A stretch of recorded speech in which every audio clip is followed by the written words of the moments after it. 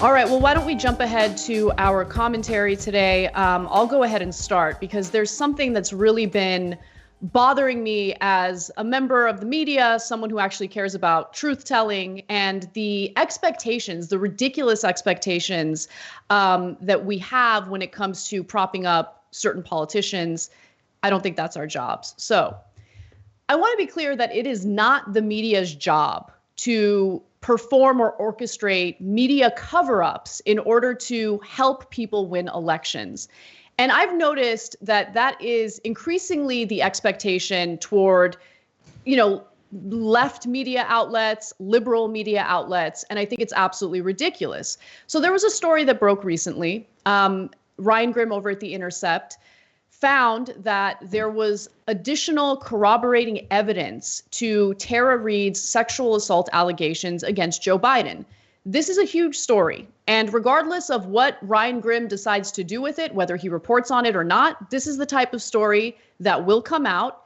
It will be a factor into this election, and it needs to be covered. And so he did his job. Ryan Grim reports on it, and he finds that there is a 1993 video featuring Tara Reade's mother calling into Larry King's show and asking advice on what her daughter should do because she was mistreated by a senator she works for and doesn't know what to do, right? So she's asking for advice here. Keep in mind that this call happened in August of 1993, the same month that Tara Reade alleged that she was abruptly fired because she came forward with the allegations. She spoke to the higher ups within Biden's staff, and she alleges that they did nothing about it. And then she was abruptly fired, something that one of the interns working under her at the time also corroborated.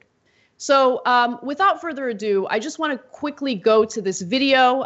Someone actually found it, and it'll kind of give you a sense of how the conversation went down, and then I'll give you some more details. We're back. A couple more phone calls on this very important topic. Our guests are former United States Senator Howard Baker, Richard Allen, former National Security Advisor, and Lois Romano of the Washington Post. San Luis Obispo, California. Hello. Yes, hello.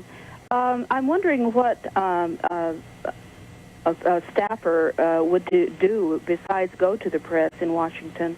My daughter has just left there after working for a prominent senator and could not get through with her problems at all. And the only thing she could have done was go to the press, and she chose not to do it out of respect for him. Or she had a story to tell, but out of respect for the person she worked for, she didn't tell it. That's true.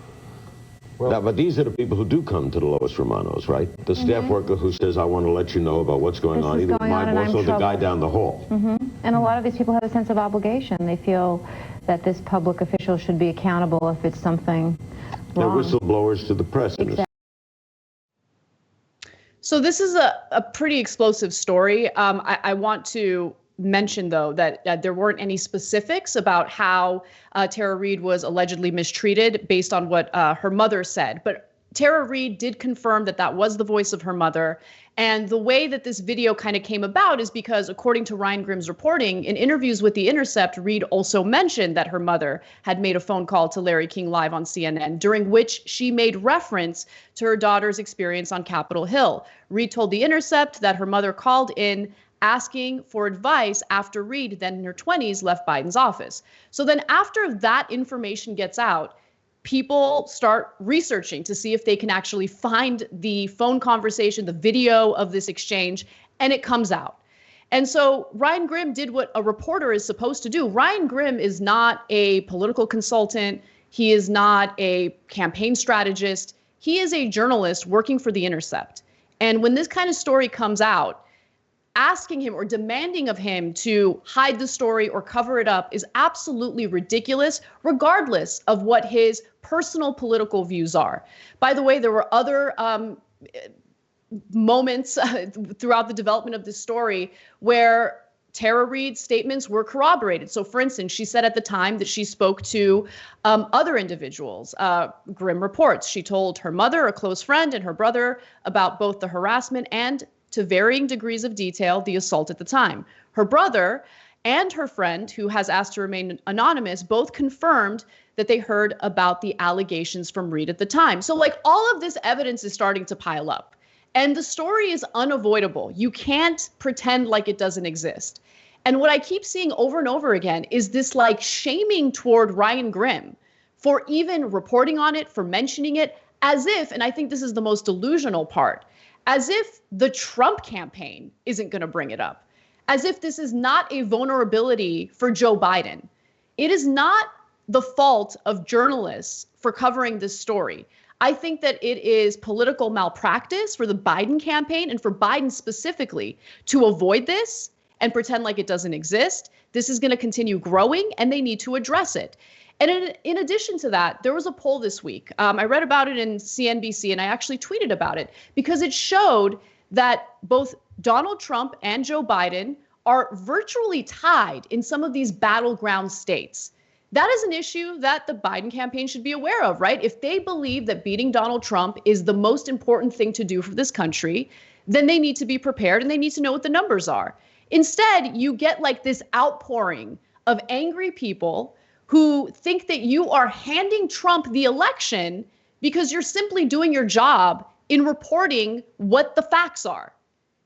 So to blame, if Biden loses, to blame it on people who report the news is just the most ridiculous thing ever. And for Ryan Grimm, he had to almost like explain why he chose to cover this story. And so he decided to embed a video from the right-wing media research center because they had the video and they were sitting on it and they were waiting to use it during the general election. So whether Ryan Grimm reported on it or not, we would have known about it eventually, and it would have hurt him eventually. So, Michael, I don't really know, like, what is the right way to balance this? Because I feel a responsibility to do my job. I'm not going to lie to my audience. And if I withhold stories from my audience, they're smart. They're going to know it. And that totally destroys my credibility. More importantly, it destroys my very own personal principles. But at the same time, I also understand the importance of beating Donald Trump. So how do you balance this? Well, I mean, to be fair, I mean, we all know that Bernie's Oppo file was the worst in the world, and it would have been a disaster to nominate him. So let's always remember that. That was a really major part of corporate and Democratic Party media discourse. Look, I'll say a couple of things. One, of course, journalists have to cover this story. And by the way, I say that as somebody who actually thinks that people need to be really skeptical in general. I think they actually need to really aggressively report and look at stories, even when, of course, the allegation is incredible. This one is clocking up in pretty extraordinary ways. I mean, that, this is not every day that you're going to start to get, well, my mother called a national television show contemporaneously. Okay, here's the video. The other thing, right, again, is we have to look at the different ways that this is going to play out politically. I think that there's a lot of Democrats and a lot of kind of mainstream pundits that still just look at things in this incredibly dull, literalistic way. Like, oh, well, Trump would never attack somebody on that because of, the multiple allegations against him. He will, and he would. He would and he will. Don Jr. was tweeting about it yesterday. I mean, these people for once need to savvy up, although that will obviously never happen. On the political tip, and also it's really important to note, the really disgusting ways in which she has been attacked and smeared as well by people, acting or not acting on behalf of, but people who support Biden. And the last thing I'll say on a political tip, and this is very tricky because it's absolutely undemocratic, but the Democratic Party, for a multitude of reasons, including Joe Biden's basic mental capacity, which I know some people still are very, I'll say, snowflakey about, they don't want to be real about, but it's there for everybody to see. It's not that hard to figure out, as well as, let's be frank here. I mean, if we're talking about the difficulties of voting for somebody, I mean, there's a whole slew. I mean, Joe Biden is a domestic and international architect of almost every horrible trend in policy, including not only voting for the invasion of Iraq, but being a leader to the invasion of Iraq that cost millions of lives. So they need to be looking at a pinch hitter is the bottom line. And again, it's deeply undemocratic. It's innately problematic. We have to look at all of the work that was done to stop Bernie.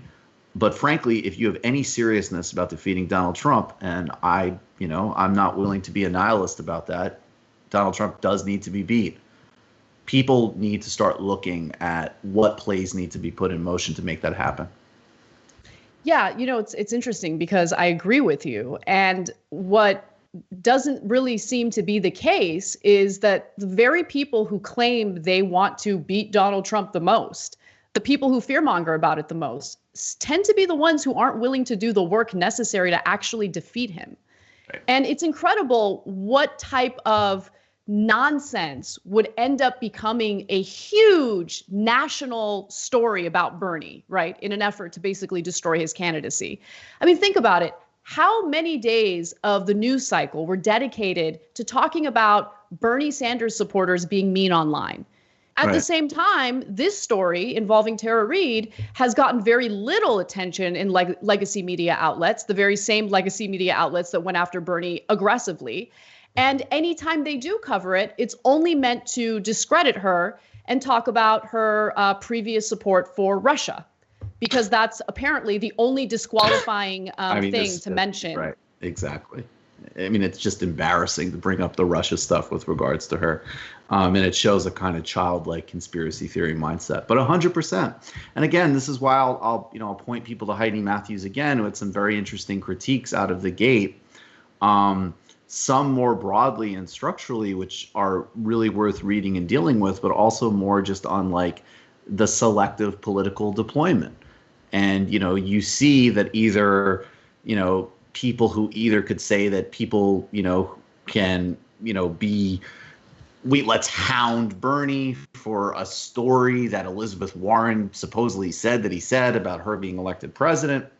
That is, media fodder for weeks. And then even before we get to this very serious issue of Biden, I mean, we even have, The View with their personal hatred of Bernie, and then, sort of like letting Mike Bloomberg say that non-disclosure agreements are about jokes. And, I would be the first to say that if those non-disclosures were released, then it was primarily about jokes and, any number of other things.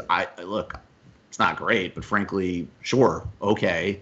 But I'm guessing that ironclad non-disclosure agreements probably point to things more than that. And so, it's just very important to see how these things are politically deployed and how they actually work. And this is the core distilled example of that right now. Yeah, definitely.